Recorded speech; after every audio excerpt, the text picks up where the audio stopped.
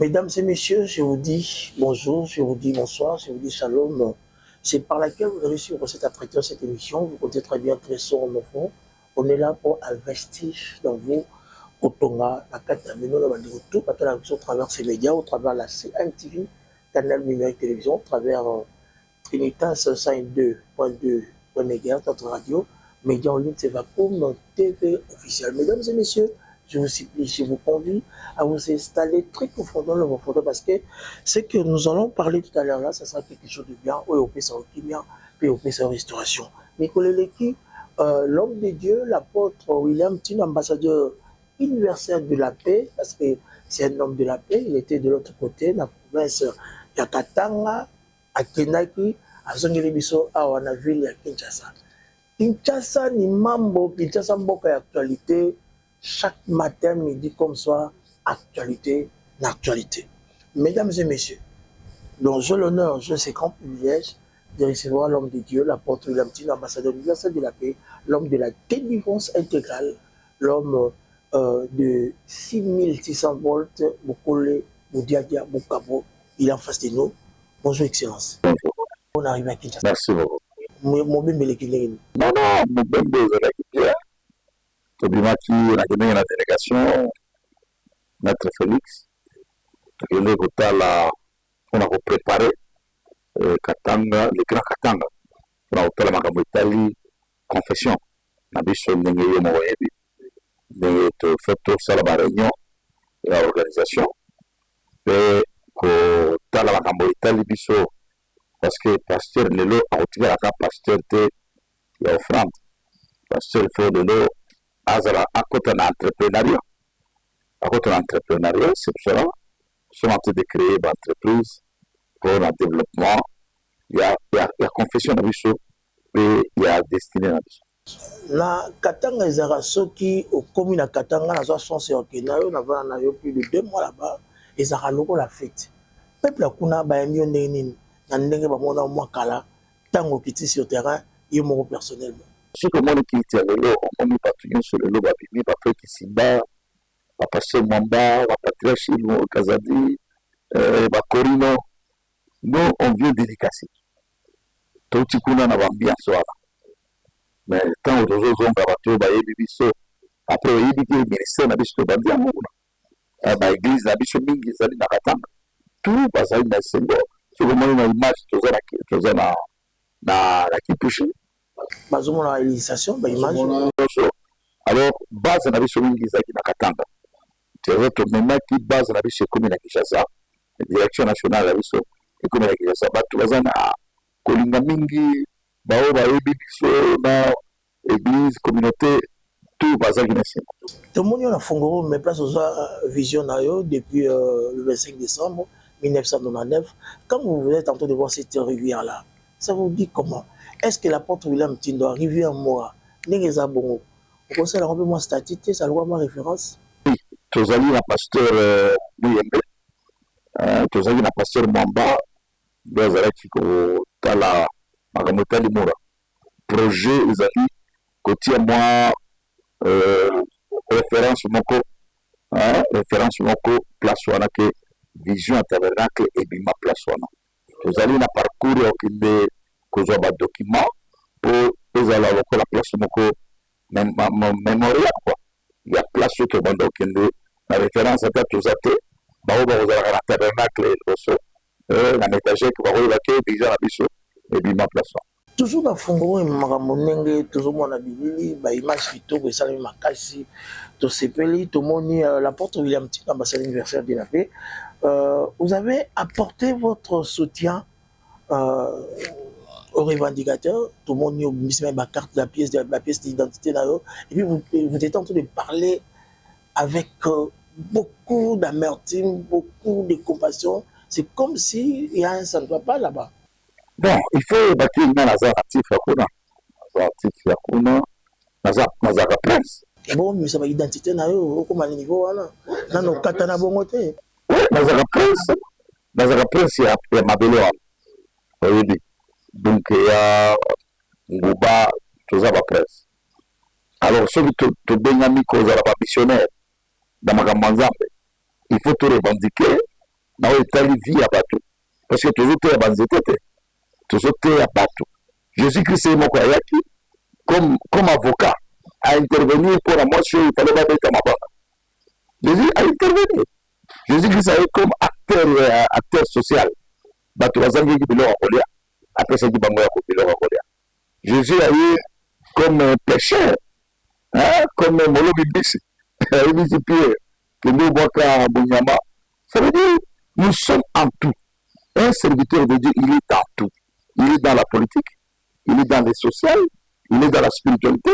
Il est parce que nous sommes au service du peuple, au service de l'homme. Alors on ne peut pas commencer à échapper d'autres choses que non, autre relevateur, autre relevateur. Non, non, nous sommes au service d'un être humain. Nous prêchons un être humain. Voilà, maintenant on écoute dans Funguruma.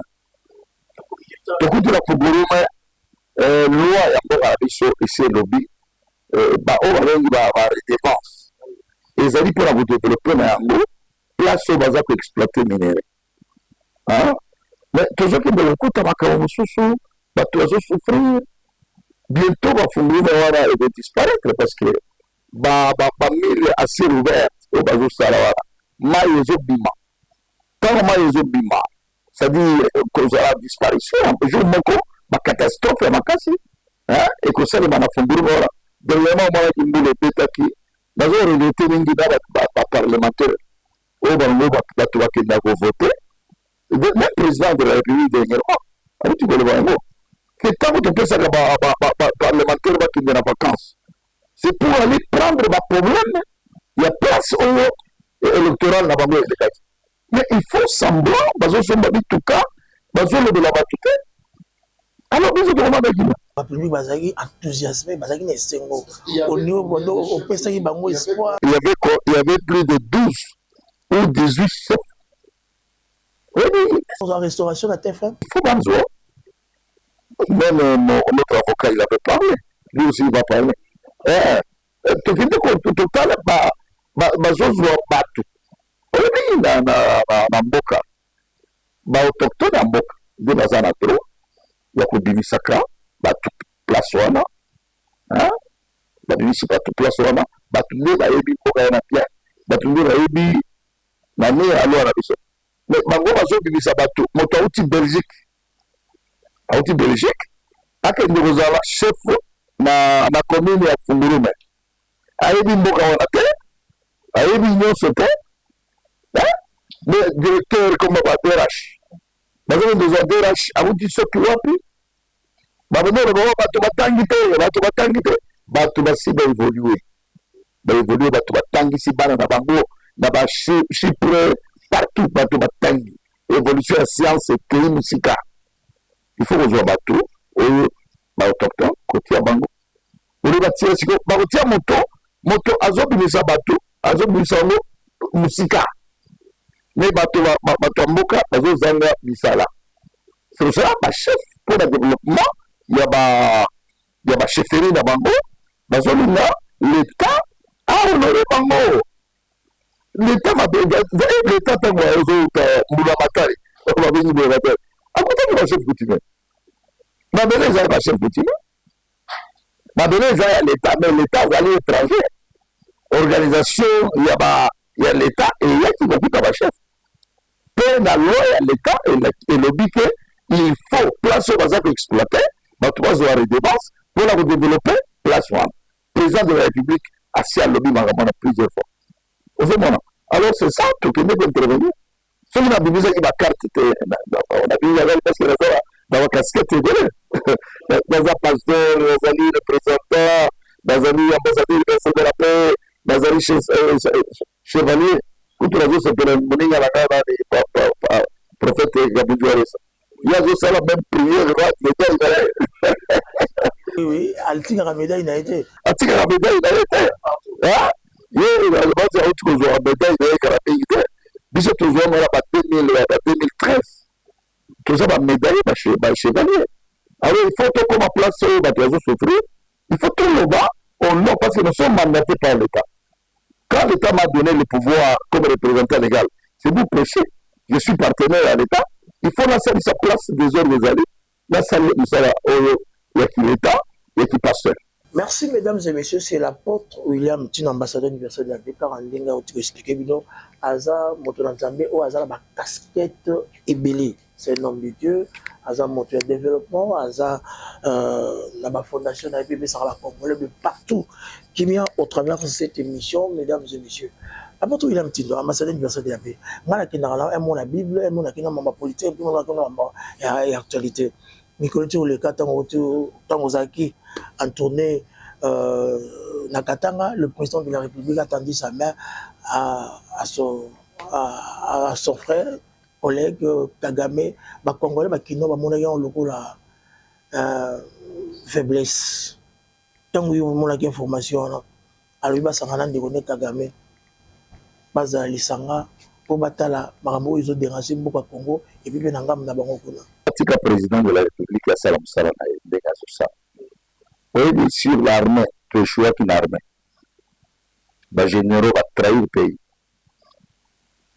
Hein? Va trahir le pays. Mais si ce n'était pas le président de la République, avec diplomatie, de l'euro, tout ça n'a pas de problème. Quand il ne peut ça, Kagame Mbote, c'est qui faiblesse. Oui, faiblesse. Vous avez une façon, il y a que Kimia. Nous, de mon côté, à Zolinga, Afrique, surtout Afrique centrale, tous en a désordre. Kagame, il est manipulé par les Occidentaux. Ce n'est pas Kagame. Kagame, il est pion des Occidentaux. Mais ce que vous te le voyez bien, te le voyez. Dans la commission, Kagame n'a pas. C'est le président de la République. Oui, il faut que le voyez. Le président de la République, il a pointé Kagame. Ils ont une faiblesse. Ils ont une faiblesse. Bon, mon tapé, l'équipe peut se mettre pour la colocation, ils ont une faiblesse. Mais nous allons saluer le monde entier et qui ont découvert que c'est Kagame qui est en train d'attaquer notre pays. Tout le monde. Même la Nia, on a salon, on va nous dire, on va y dire. On va dire que vous avez la faiblesse. Non. Batika Salam Sala, Oyazo Sala. Après, la négociation est toujours pendue. Il faut un jour, hein, tout comme à un niveau rwandais à Vandi, tout le monde qui c'est notre frère. Est-ce que vous dites, il faut que tout le monde en il y a divergence. Non, Afrique, il faut tout. Est-ce que vous avez dit Rwanda, Burundi, Congo, ils ont là qui Mbogamoko. Hein? Ils ont qui Mbogamoko. Ils ont qui Mbogamoko. Pourquoi pas te dire qu'on nous 14 à la Batumoko? C'est là où il faut tout chercher, tout contacter. Ce que dit cette génération à l'élo, tout Burundi la Kagame, génération à l'objet tout Bundale, Sousuna Motoagoyate, génération à l'objet, il faut tout comment? C'est ça, vous êtes des chrétiens. Vous êtes des chrétiens, il faut chercher l'unité de l'Afrique. Comme Kadhafi, il cherchait l'Amérique de l'Afrique. Hein, c'est là. Président Akolinga, Alukakina, une histoire les histoires ont bloqué l'Afrique se développer. Mais voilà, pour le président, Nandele Azokemerambo, pour la Roluka Kenya, la Rolinga, Tokende, la Kenya. Donc, comme on a un niveau Mokoboé, hein, Rwandais, Bazaba de Wanabiso, Baburundi, Bazaba de Wanabiso, Baougandais, Bazaba de Wanabiso, nous sommes au cœur de l'Afrique, tout travailler pour le développement de l'Afrique. Au lieu de compter la divergence, aux Anatinatés, Batoiseau pouvoir, ça, je suis pour le président. Ils ont une faiblesse, c'est l'homme de Dieu, la porte où il a faiblesse, c'est un homme qui a sauté. Quand on a discuté, on a la confort, on a esprit un peu humain, esprit constant, il y a vraiment la liberté. L'homme de Dieu, le grande plateforme internationale commettent la résolution de la Commission africaine des droits de l'homme et le peuple reconnaissent les génocides congolais. Et on me la Kagame, le problème était, ah bah comme tout bah oui que génocide ça m'a beaucoup la biso. Malgré la main tendue du président de la République Félix Antoine Tshilombo Tshisekedi. C'est que bah ma ben ayone on a pardonné ou bien bah tindango de l'autre côté. Tous les Africains connaissent que Si vous êtes manipulé par les Occidentaux, les Américains, les Anglais, pour tuer les Africains, un jour on va te rejeter. Comme on avait rejeté Saddam Hussein, Saddam Hussein c'était le pion des Américains. Je comprends bien, Kagame, il est dans sa fin. Non, il était pion des Américains au Moyen-Orient. Saddam Hussein, il a tué beaucoup d'Iraniens, tout comme ça. Mais les Américains, comme ils sont tués, Babomaki. C'est tous les Africains vont connaître que si aujourd'hui l'Europe t'utilise pour tuer tes frères africains, demain on va te rejeter. Kagame, on va les rejeter. On va les rejeter. Tu vois, mais aujourd'hui, contrat, il y a beaucoup comment il arrive pour soulager parce que notre monde effectivement, il faut y que ce qui va utiliser qui est pas les Américains pour tuer les Congolais. Bakukandakaye jour moko. Donc peut-être Bakukandakaye jour moko. C'est les Américains qui ont tué Savimbi. C'est les Américains. C'est les Américains qui ont tué quoi John Garang. John Garang. C'est les Américains qui ont utilisé Kadhafi. Maintenant, la Sisi, suite, et l'Ingilais, Babomiye. C'est les Occidentaux de Babomiye Mobutu. Qui ont utilisé Mobutu comme si l'Afrique tuait les présidents, déstabiliser les pays. Aujourd'hui, tout président africain, se prétend qu'il va collaborer avec les Européens pour battre la haie, Barobomaye, Barobotole Biloko, de la salle qui la type Centrafrique. Empereur Bokassa. Empereur Bokassa. Tous les Africains maintenant, il faut prendre des précautions pour sauvegarder l'Afrique et les peuples africains. La porte William Tidion, on va ramener Bissot dans un dialogue. Congo. Est-ce que vous serez pour ou contre ou bien dialogue et seulement sans opposition ou bien toujours avec majorité? Nous sommes obligés d'aller au dialogue. C'est important. Avec cette... Le moins solo. Si la Bissot est dans un minute, dans l'état de faiblesse, nous sommes obligés d'utiliser toute la diplomatie pour finir au dialogue. Avec plateforme YouTube na Kenya, sauvons de la RDC, mais ma président nous sauvons mon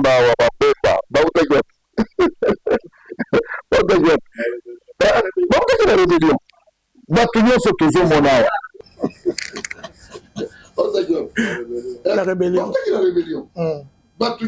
Est-ce que ma politiciens, ce sont des dinosaures. On ne se mange pas être eux-mêmes, mais ils veulent manger la population. Tu comprends? On te mange aujourd'hui, mais la place moko. Balia ka place moko. Baluka ka basi place moko. C'est le frère, nous sommes congolais. Tout comme on a niveau un politicien ne peut pas distraire. Avec une distribution de société.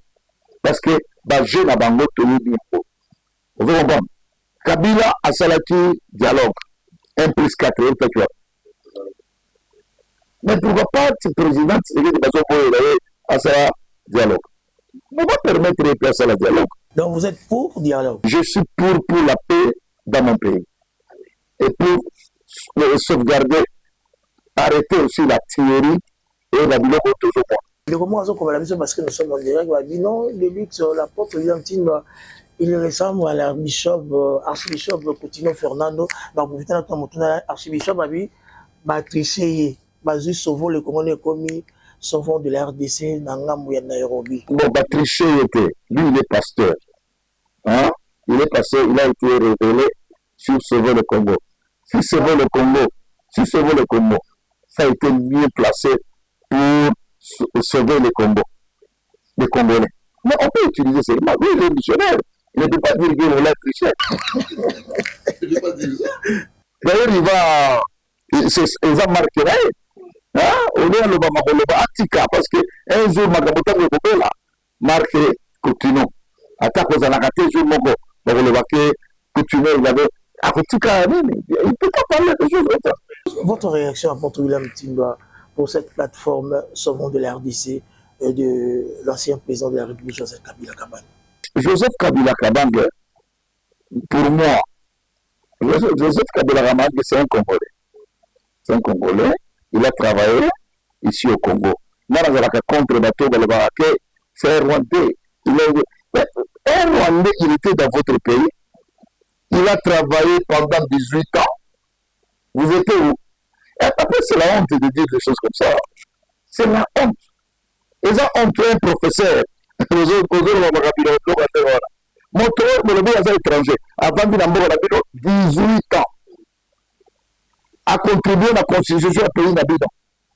Vous allez dire, au lieu de parler des choses comme ça, il faut se taire.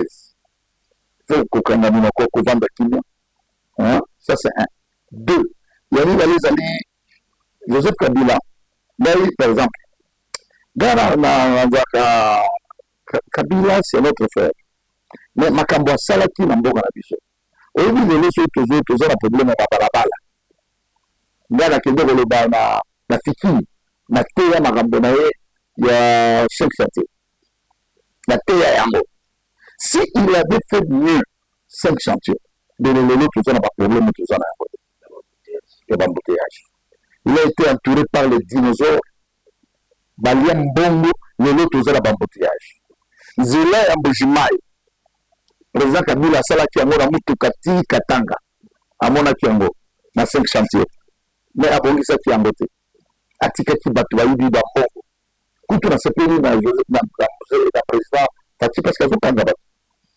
Azokanga Bato. Hein? Azokanga Bato, mais Bakandio. Mais ça c'est. Il y a des mêlés, et là on a ce blagana, Joseph, Lolo Katanga. Bujima et le Ré Bato Bazo se réjouit dans la richesse n'a pas mal. Parce que la Sengami, la société de l'emière, c'était un pouvoir là. Bato Bakende Bozoango, Diamant, comme le nom Bujima, toujours on a Bato Bima, Bujima, les autres Bujima. C'est parce que polygone, c'est polygone. Polygone, c'est que Bato Bima, c'est le Mamuchanga. Bazo de la Mamuchanga, n'a la bande de la Bujima. Au fil de la Bujima, il va offrir un mot de ça. Bujima, ils allaient dire il y a de là. Le nom Bujima est couvert, c'est parce que même la société étrangère, quelque chose pour la Blédoc, pour le qui qu'on a Babomi, le qui qu'on a Suyo, c'était à l'époque. Vous avez Bato, Bazo, Zéréjou, Biso Bagatanga Kuna. La société Tina Zamba, les Chinois partout. C'était à son époque. Et là, on a la moiselle qui n'attend pas l'India Bima, n'attend pas Tiga qui va redevance. Dans ce cas de Tiga redevance. Code minière. Et là, on se souvient de la comment abandonner le salaire boulot qu'on a eu, la Kinga Kati, à vous faire le boulot qu'on a eu propre. Mais le boulot qu'on a payé, à vous salaire à noter. Déplacer la main dans la car. On est comme on va trouver que la Kinga Kati a le crédit qu'on a fait. Pourquoi? Parce que ce sont des choses que vous devez faire ici, au nom de la population. Mais lui, c'était quel conseiller, à quel conseiller, à ça, le boulot que nous sommes là, pour la caille, comme président de la République, c'est que le pays n'a pas, pour réaliser mon ligne.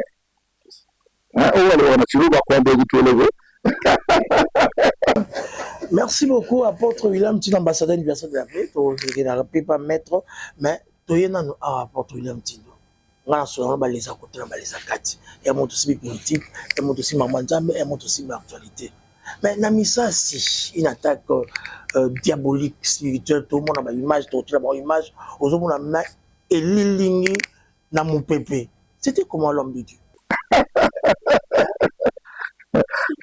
Ça, c'est ce qu'on appelle, si je suis apôtre, c'est à cause de ça. Ce monde a formé, vous venez la caméra. On a mon tour, il y a mon pépé. Aïe, Kotoyo, pas Zokima. Donc, c'était extraordinaire. Le film. Tout ça qui va mettre notre, il était là, il va expliquer. C'est le chef que tu dis là. Dans le qui toko tate, dans ma belle na wako. Toujours ma belle, on est le chef que tu dis là, là, ce que l'ingio a soutenu, ça, l'ingio, il peut envoyer des esprits. Voilà, mais. Ouais, c'est la montagne, papa. Et ça, dans beaucoup 40 km na. 1106, 1100, la 1100, oui. Et ça, la place, moi, Babemba, Balamba, la peuple, moi, non, tout le monde constater avant que tout le monde a macambo. Tout est-ce que vous êtes un prophète? Un prophète. Un prophète, c'est un motoso, mon amaka. Que, comme on a fait, dans vos tenter biso. Dans vos tenter biso, mais vous mettez tout bimawa. Tout tiki ni tuka. Vous avez un mot, la langue, la sorcellerie, la bango. Sorcier avec qui vous embêtez. Sorcier avec qui vous embêtez. Vous avez tout le monde, bango déjà. Te devancer bango, te bimi. Le bango batindi, bakuti place au bango batukuzo, bazu bisote. Baningi simi tuka, ne te moni yango, epsi yango wala. Tout le monde a ma bande. De chasser la mort de Jésus. Comment aller sur les amis scoutisme? Comment aller sur la force et l'efficacité? Merci beaucoup, l'homme de Dieu. Total élément là, et puis tout le monde a le rôle en auto. Vous étiez en train de parler, et puis on était en train de voir cette scène-là. Au moment où mon bébé, il faut me moto, on est comme un vélo, on est mon chaboué. Suivant, et puis nous allons revenir vous parler parce que nous sommes en marathon ici à l'église Métagec, chez l'apôtre William, ambassadeur universel de la paix. Oyo et Zalina thème plutôt pour le mystère, la force de l'alliance. Le mystère et la force de l'alliance au l'homme de Dieu a fondé la mission de l'eau et ça qui tellement bien, Maître Félix Mutombo. C'était vraiment du lourd. Papa, au premier semestre Félix Makambo, il n'a pas de parce que pour mettre ça dans podium, mais ça va pas mater. Il faut checker spirituellement. Il y a des pasteurs qui pénaliser cher et comme il cher, c'est pour produire les serviteurs, hein, pour pisser les serviteurs. C'est là où tu vois Maître Félix Nakatinae. On va le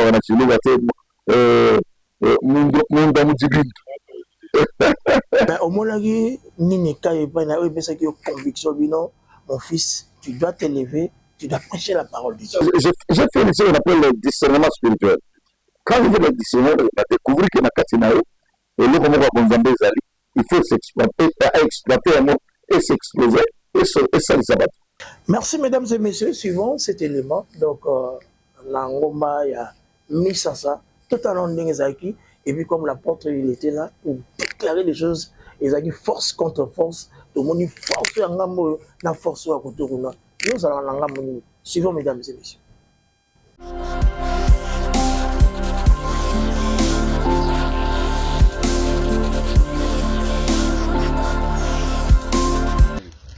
Oui, ce sont des esprits. Partez au nom de Jésus. Voyez?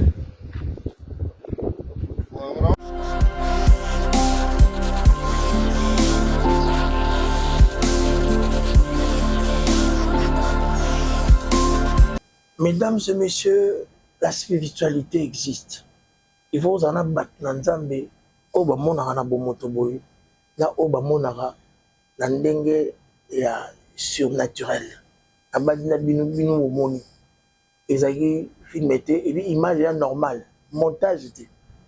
Donc l'homme de Dieu était en train de parler et puis nous avons vu cette réalisation, il y a maïstri, il y a dame. C'est pour ça comme nous sommes en marathon ici à l'église Métagec, chez l'apôtre William, ambassadeur universel de la paix, depuis le 12 novembre, et chaque jour et aussi là le 7 décembre. 7 décembre, Bamayangani, ils ont belé, mais l'homme de Dieu, Nenge, Azon Namboka, Azon a besoin à restaurer Montonier. Mesdames et messieurs, nous sommes en face de moi, Maître Félix Mutombo, à qui j'ai dit bonjour. Bonjour, grand journaliste. Nane Seromakasi. Namoy Papa Pesso Maratindiki. L'homme de Dieu, Bato Bazaranaï, Sorozo Loroté, c'est que yo morono l'inaït.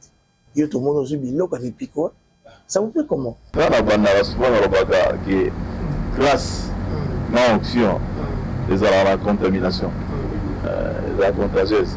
Si vous êtes disposé, vous allez la contaminer la grâce, vraiment, et vous allez la contaminer la onction.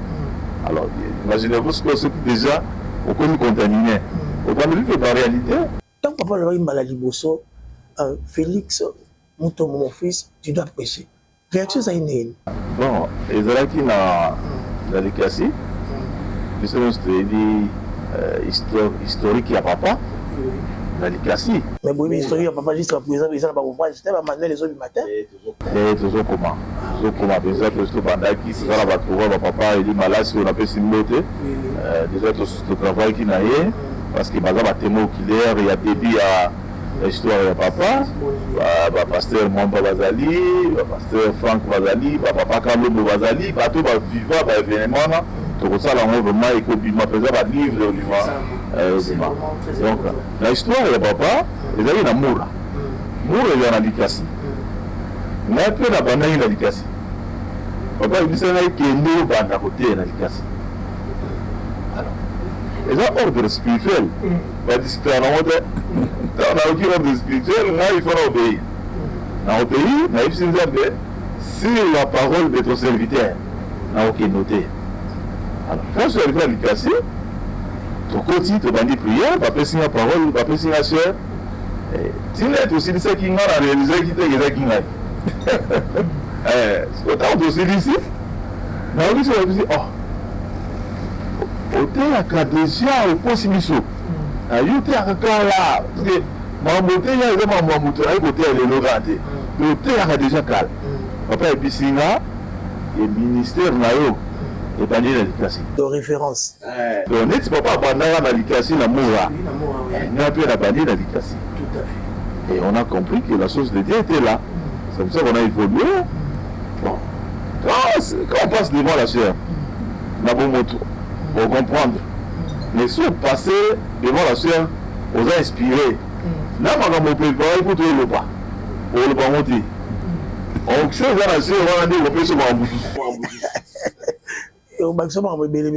C'était tellement de diffusion de tout le monde là. C'était comme ça, mais il y a encore. En moins, on connaît la matière de moto.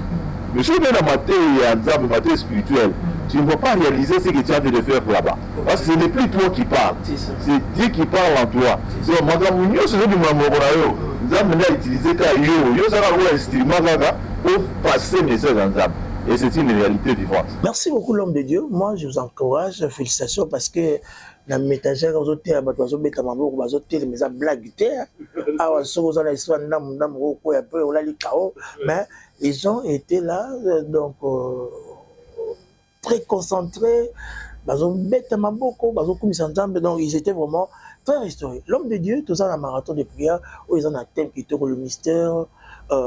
Et la force de l'alliance. Mais au fond, quand vous avez dit les alliances consenties et non consenties, qu'est-ce que vous voulez dire par là? C'est que Dieu a montré des alliances. Pour vous, il alliance. Pour vous, il faut montrer mon père pas alliance. Des moutons. Parce que quand on montre à Botami, à côté, mes parents, papa et maman. Papa na maman peut bazalaki ou peut-être na papa na maman naï ou papa ce que vous avez la 4 générations au moins de côté maman baza 8 alliance c'est-à-dire ni balé côté papa peut baza 8 so ça ici moi na temps obini la maman naï a botami na oui alliance zo andai yena bazu ya imote azara alliance na 8 ya côté maman 8 ya côté papa a modo kobima na une minute ya vie dans botami aux alliances à 16 alliances où ils ont la caille. Bah, toi, mais il va monter, hein. Yo, au moins, déjà, vous avez la maman, elle était, dans ce là, papa, vous avez pas arrêté. Mais déjà, quand on vote ami, on vote ami, l'alliance à la toi. Nous avons prendre la maquilla, parce que maquilla, ils ont fait, ils ont maquilla, ils ont papa et aussi la maman. Maquilla, on a déjà se connecté. Ce matin, on a la Kindoki. L'alliance, on a maquilla, automatiquement, il continue. Après, on a vote ami. Papa, il le moment. Mon parole peut et bien sur le sous alliance. Ba geste ya batu et bien sur le plus alliance. Ba ngolo na maternité ba mieux en dao. Na quartier no koti. Il a quartier peut la alliance na bango. Au côté de sous alliance wana. Tant que peut poli. Aujourd'hui la décision à vie na moko. Au nous ça soit alliance consentie. Voilà ba alliance na lobby liboso ya alliance non consentie parce que ça les milieux ça la quitter, yo côté non. Tant que vous êtes au colis, tant que vous êtes au colis, on va dire comprendre la vie, on va nous conclure l'alliance, il y a un mot. Et comme l'alliance consentie. Donc par conscience. Donc conscience, dans mon mental, ça. On appelle, on veut consentir par ignorance. C'est-à-dire, le temps pour éviter que aux arababés, de expliquer qu'il y a un moment pour nous qui au quatrième qui l'a, au mélanie, il faut éviter, il faut oublier ça amour. Alors que les alliances, Alliance consentie par ignorance. Et éviter que l'alliance soit dans le tout, dans le même makila, dans la partenaire.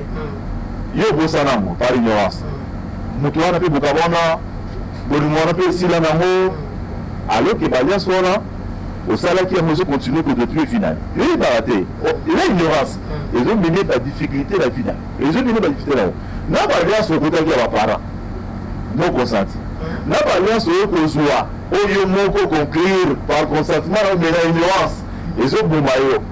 N'a pas l'alliance au consentir dans la conscience d'ailleurs. Et puis que les Cambodges ont mabé. Mais au sein quand même. Ils ont conclu, ils ont détruit peu final. D'être conclu à qui, de dire que tu continuer, mais on peut détruire. Et ça, genre, c'est très profond, et ça, mon nez m'a cassé. Exactement. Parce que ça, nous sommes vivre, dans l'alliance consentie, dans la non consentie. Ouais, là, il y a tout dans ce niveau. Nous sommes vivre, la vie est vivre par ignorance. Nous sommes vivre la vie en gobé, et ça, vie est aussi grande. Alors, comment on peut sortir dans ces alliances où ils allaient consenti, non consenti. L'alliance nuance, c'est-à-dire ils ont la consentie, ils ont la non consentie, ils ont la par ignorance, ils ont la par erreur. Ils ont la même par erreur. Ils ont la mort. Pour l'alliance soit la nuance, ils ont une catégorie, la première alliance, ils ont Basala Moutou. Ils ont l'alliance, ils ont Basala Adam. Ils ont marqué là Adam pour souffrir. Adam, c'est l'homme créé à notre image. Ce qui va créer une image en Adam, c'est-à-dire aux Adam. L'homme créé à l'image de Dieu. Et Dieu, il ne peut pas souffrir. Mais pourquoi tu souffres? Pourquoi tout le monde va passer? C'est parce que tu as qui respecter Dieu, mais après ça, tu as une image là. Tu as une image moussous. Nous avons une image ensemble. Nous avons une image ensemble, l'autre image moussous. Nous avons dit, oh, nous avons créé à mon image, à notre propre image. C'est-à-dire, quoi, ça ne peut pas citer. Ça ne peut pas citer. Azal mutu auza na barate, mutu auza na musalate, mutu asi sa ba classe, mais mutu a béni. Mais na maona ngai na ko lingatia continuer de souffrir. C'est ça. Nazo ki lesko mwa moko. Ko sala tiko deuxième alliance nae. Ndi a yesko na mzoto ya mwana nae. Hein? Wala sko yesko na mzoto ya Yesu. Son propre fils. Dieu a envoyé son fils. Il a envoyé son fils unique pour que quiconque croit en lui ne périsse pas, mais qu'il ait la vie éternelle. C'est en ce moment-là que nous avons moko. À partir de là, tu es belé, tu dis pas, ah, j'ai pas archange, nous avons raté. C'est comme ça que nous avons moko. Tu as moyen, à lui, bon, malgré le salaire qui m'a dit, malgré le salaire qui m'a dit, sur mon monaï. En ce moment-là, au salut, alliance et Sika, on a les alliances dans Jésus. Au Botani à Sika, au continent, nouvelle naissance. À partir de nouvelle naissance, maman tout qui a une alliance non consentie, alliance consentie, et quoi au salut alliance à Sika. Au renouveler, on voit qu'il est l'autre qui s'est fait. Donc, renouveler alliance à Sika. Donc, à partir de l'eau, de quoi qu'ici l'alliance, on a tout. Pour vendre ce que moi, c'est Sika ensemble. Alors, moi, je suis dans la condition. Il y a envie de continuer à semer notre droit. Merci. L'homme de Dieu, l'apôtre William Tindwa. Pourquoi ce genre de message n'est l'écoute aux alliés? Au sommet le bas, le mystère et la force de l'alliance. Dans mon épée, papa, on martelait en haut de ma case. C'est comme si on a canné dans l'alliance, on a la bilingue, tout le monde et la stationné, tout le monde ainsi. Dans ce total de Bible, notre autre le bas, depuis jeunesse, toujours on a l'alliance dans l'alliance. Na moto Adam a bénéficié alliance wana Christ a eu que Dieu soit les autres pour avoir une solution d'alliance. C'est pourquoi nous avons moko azos dans la bonne d'abord na souci ya biso pour vivre une alliance. C'est-à-dire alliance c'est Zanatina. C'est pour ça que nous avons alliance na David, asali alliance na Abraham, asali alliance na Moïse, asali alliance na Noé, asali alliance na Josué. C'est Dieu, il est le Dieu de l'alliance. Mais la vie n'a pas au quotidien, les alliances à l'alliance. Kobalana, les alliances. Côté de la société, qu'on signe un contrat, les alliances. Monde déjà géré par les alliés. Monde géré. Ils ont géré par. Au bout de la banque, il faut que tu aies alliance à la franc-maçonnerie, mais au côté de la banque. Même la pastorale, quand on va passer, le pasteur est maçonnique. Pour que tu aies la raison à Bango, il faut oser la maçonnique. Même Bambongo, pour soutenir Bongo et dans le pays, et au côté du pays, il faut oser l'alliance Nabatouboye. Même dans le monde de la sorcellerie. C'est pour cela, tout le monde, même papa, maman, il faut oser l'alliance dans Zambé. C'est pour cela que toujours le cas, tu vas l'alliance dans Zambé. Toujours la chute, toujours la fin de l'année. Ils vont retenir les autres. Parce que tu vas l'alliance dans Bango, l'alliance à ça, l'alliance pour la faire, à ça l'alliance pour l'entreprise. Quand on a politicien, à ça l'alliance pour la poste, tout le monde des alliés circulés et les a gérés dans la force de l'alliance. Même si la politique, quand on a allié, on va venir allié. Bon, ça l'alliance, l'Amérique, les alliés, n'a pas allié, l'Égypte, les alliés à l'Américain. Et l'Arabie Saoudite, les alliés, sauf que tout le monde va allier, on va pas rebondir ça. Et tout ça, l'alliance pour ceux qui vont rebondir ça, Merci beaucoup pour tout William Tinama, c'est l'anniversaire de même pour tout Kabouana, l'homme de Dieu, pour la coalition au Salami cible avec les archevêques et Radi Ben Caleb, vous avez quitté le révérend pasteur Mamba, pasteur Roger, Maman Tchenbagina, représenteur de la coalition au Salami, à la plateforme. Comment c'était l'idée? Comment vous avez accepté cela? L'idée, archevêque Caleb, il est toujours dans le hasard pour tout le monde. Coalition interconfessionnelle. Nous sommes là-dedans. Nous sommes en train de lutter. Ceux qui sont catholiques à ça, là, c'est un coup. Nous aussi, les églises de réveil, les églises pentecôtistes, nous allons aussi créer l'espace pour parler de la politique. On ne peut pas parler, on ne peut pas laisser la politique aux politiciens. Nous aussi, nous allons parler de la politique. Tu veux la monopoté? Ah ouais, développement politique, église développement politique, comme Dismon Toutou, comme Martin Luther, nous allons parler aussi de la politique. Je remercie Mingi Caleb pour la voiture de la carte d'organisation, archevêque et Sikazali Nzamba Pambolay. Merci l'homme de Dieu pour finir pour cette soirée, pour cet entretien au Sololi Maramemboka, voyage la évaluation et l'équipe Malam Mingi, net dans un marathon de prière à l'église Métagek. Appel pour na tout, aux na Liban et Mboka, c'est aux zones de l'émission au Congo Awa pour ce marathon aussi là le 7 décembre. Et le Congo c'est là, dans le tabernacle, dans le Nyoso, au Bazola Dabate, sur les alliances. Boya n'a venu Bumba numéro 1, na Métagek, Monsieur évangélique tabernacle de Jésus. Boya Koyoka, l'enseignement toujours enseigné. Les Obanda de 10h à 12h. Après, les Obanda de 17h30 à 19h30. Toujours ça va prier. C'est très important pour construire la spiritualité pour que termine le temps de la satanité. Il y a mis d'aller toujours prier pour un mot comment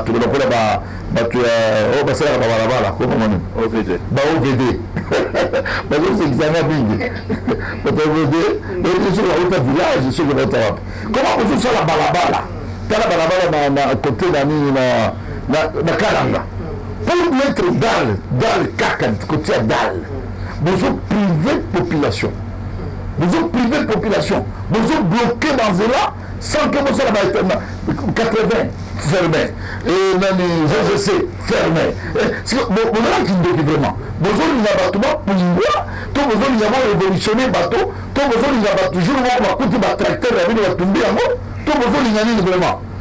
Pourquoi vous souffrez bateau? C'est quoi vous êtes en train d'investir dans le bateau? Le stress sur les autres à bateau. Vous voulez payer se développer, tout payer contre le sous-développement, vraiment. La frustration. La frustration. Est-ce que vous voyez que bateau va tomber, va baisser, va vous créer. Bateau il y a des associés. Mais le but au nom de Jésus. Vous avez détruire l'image du président.